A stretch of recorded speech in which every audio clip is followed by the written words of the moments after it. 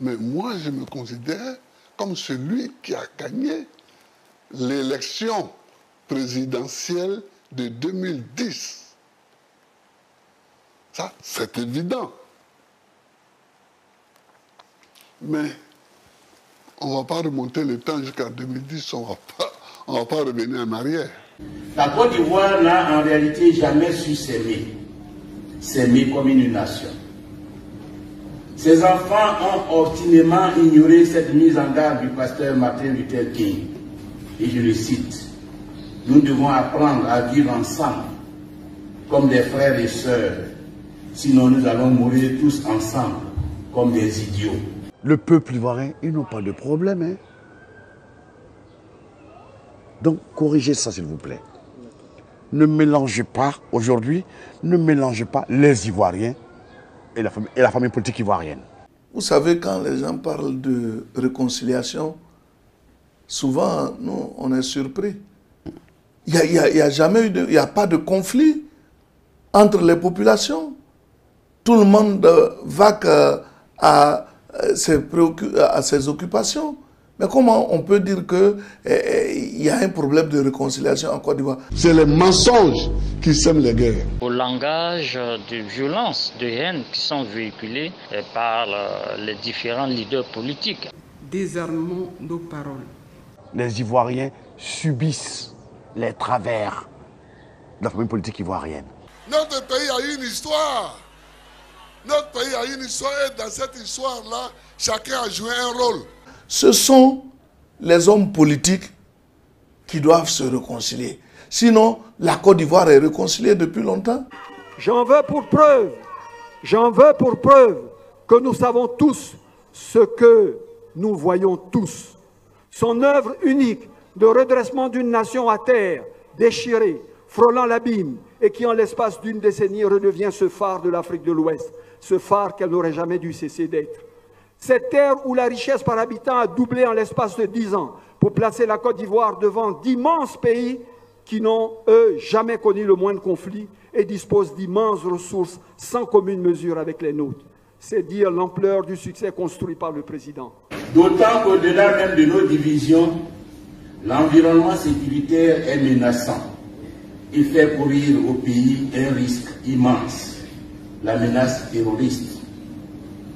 Alors, le temps ne peut plus être aux petites personnes, aux petits intérêts, aux petits calculs, aux petites manœuvres guidées par des égos subdimensionnés.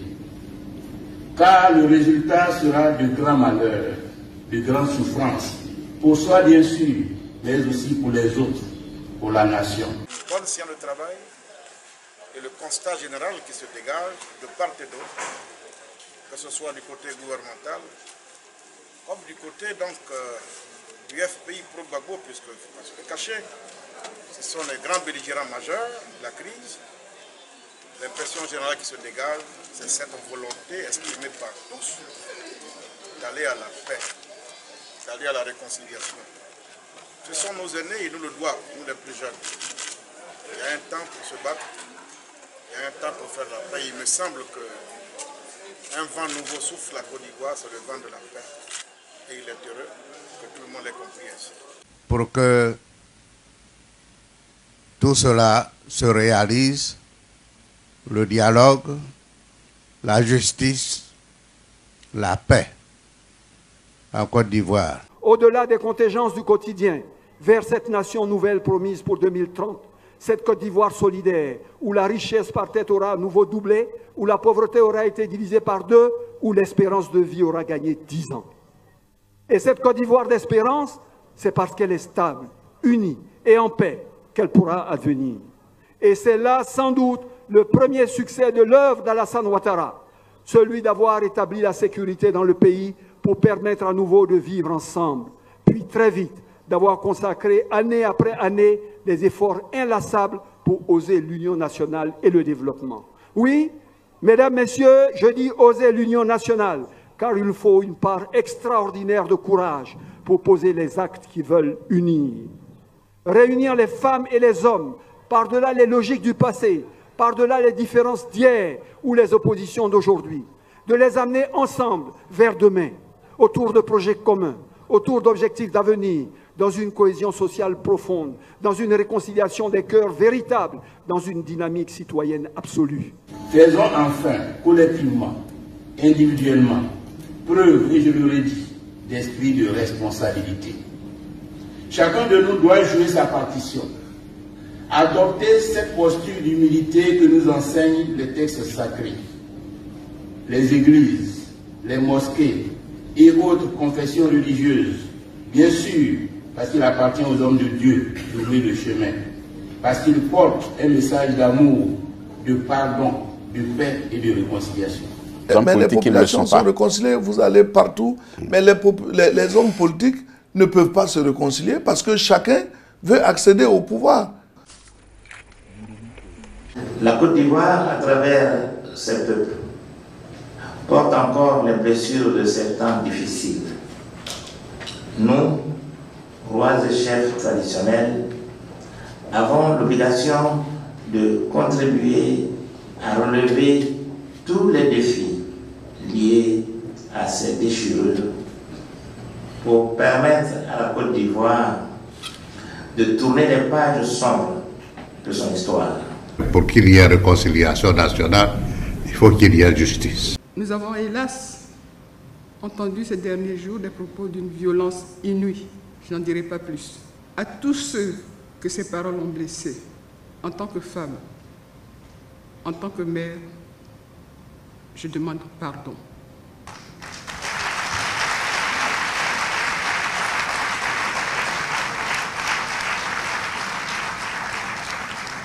Pour tous ceux qui ont tenu des propos qui font souffrir, qui font mal, en tant que responsable, je demande pardon.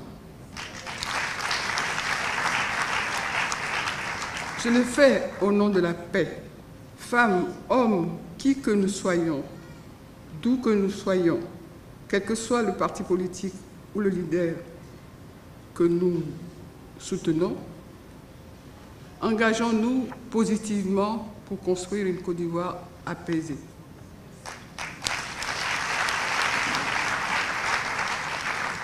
Ne laissons pas détruire le projet ambitieux et visionnaire que le président Félix Houphouët-Boigny a réalisé et que le président Alassane Ouattara a su reconstruire et continue de développer.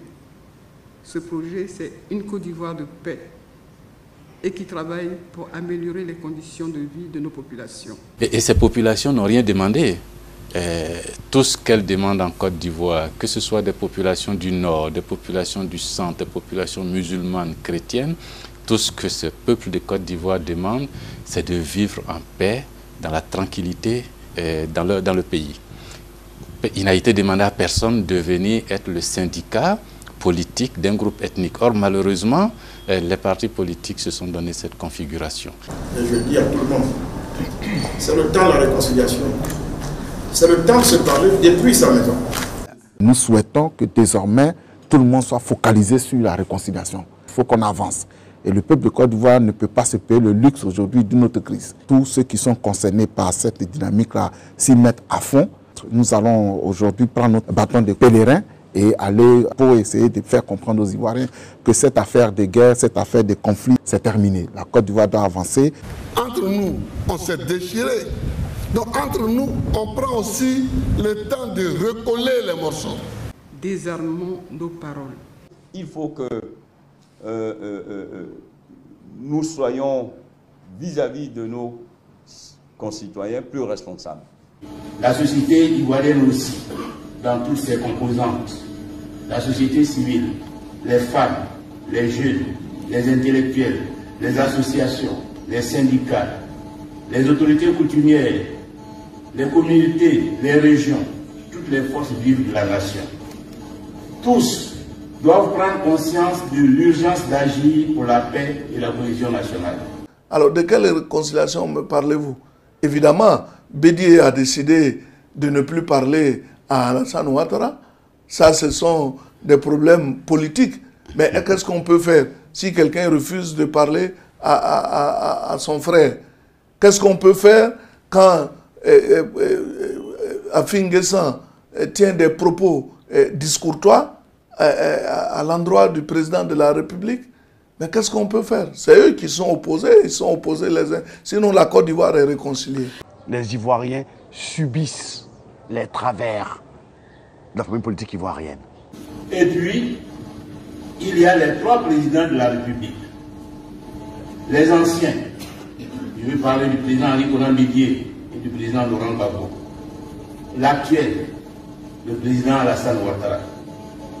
Acteurs majeurs de l'histoire de ces 30 dernières années de notre pays, ils ont aujourd'hui une responsabilité particulière dans ce défi, par la puissance d'incarnation de chacun d'eux. Chacun a beaucoup à reprocher aux autres. Je les entends parfois égrener leurs épreuves et leurs souffrances, comme autant d'injustices à réparer, voire de revanche à prendre. Je veux apporter toutes mes forces, les forces qui me restent, à la réconciliation vraie de notre pays. Je vous donne toute ma confiance pour réaliser notre rêve ensemble. La querelle interminable, ce n'est pas les Ivoiriens, c'est la famille politique ivoirienne. Le président Henri Konan Bédié a subi le coup d'État militaire de 1999 comme une injustice jamais réparée. Le président Alassane Ouattara, au nom d'une idéologie identitaire et ravageuse, a vécu l'ostracisme et l'exclusion. Et que dire du président Laurent Gbagbo, évincé violemment du pouvoir en 2011 et déporté à La Haye, auquel tant d'années de sa vie ont été injustement volées et dont l'acquittement et le retour au pays aurait pu être un moment de communion nationale si la réconciliation avait été accomplie. Peut-être aussi s'il avait supprimé les mots. Tout cela est incontestable. Mais parce que chacun d'eux porte aussi une part de nos malheurs collectifs. Leur responsabilité est essentielle dans la construction de la paix. Ici, à Yamoussoukro, à l'occasion de cette cérémonie dédiée à la paix, je les supplie de donner une chance à la paix. Qu'ils mettent un peu d'eau dans leur vanité, qu'ils aient un peu d'humilité. Et ils demandent qu'on se réconcilie, que les Ivoiriens se réconcilient. Moi, je vais leur dire que le poisson pourrit toujours par la tête. Quand eux se seront réconciliés, la réconciliation des Ivoiriens sera de fait. On a parlé de la Côte d'Ivoire qui doit aller de l'avant, qui doit marcher, qui doit se parler, qui doit discuter, n'est-ce pas, Alassane? Bien sûr. Voilà. Oui. Enfin, excusez-moi, n'est-ce pas, Monsieur le Président? Voilà. Donc, je te laisse la parole. Voilà. Ben, écoute, mon cher Laurent, merci beaucoup. Merci d'être venu pour cette rencontre, que tout le monde demandait d'ailleurs. Mais les gens ne savent pas que nous nous sommes parlé, que nous sommes des amis depuis des décennies, ce qui ne nous rend pas jeunes. Hein, et par conséquent, les calendriers et les opportunités nous ont amenés donc à avoir cette rencontre aujourd'hui. Moi, je dois dire que j'en suis ravi. Et je crois que c'est surtout le peuple de Côte d'Ivoire qui attendait cela avec beaucoup d'impatience. Maintenant, c'est chose faite.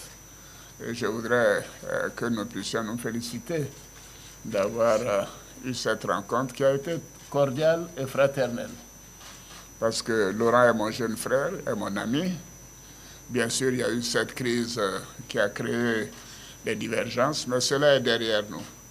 Ce qui importe, c'est la Côte d'Ivoire, c'est la paix pour notre pays. C'est, comme dit Laurent, pour nous avancer, aller de l'avant, pour bien sûr nous-mêmes, pour les prochaines générations. La Côte d'Ivoire, notre bien commun, est bien plus important que chacun et chacune de nous. Il faut savoir la protéger. Souvenons-nous, nous avons eu du mal à nous relancer après le décès du président Félix Houphouët-Boigny. Souvenons-nous, notre transition démocratique s'est terminée en une crise post-électorale dramatique. Que ferons-nous après 2020? Pour la Côte d'Ivoire, et face à une telle œuvre de reconstruction du présent et d'architecture de l'avenir, nous n'avons qu'un seul choix, qu'une seule parole, qu'une seule évidence, être là, demain, comme nous le sommes aujourd'hui, aux côtés de son Excellence, Monsieur le Président de la République, solidaires et mobilisés autour de lui, avec lui et pour lui. Nous n'aurons qu'un seul combat, protéger et faire grandir l'unité et le rassemblement de la Côte d'Ivoire. Nous n'aurons qu'un seul but, celui de servir notre peuple et lui donner une vie meilleure au quotidien, dans la paix, dans la prospérité et dans la fraternité. Quand eux se seront réconciliés, la réconciliation des Ivoiriens sera de fait.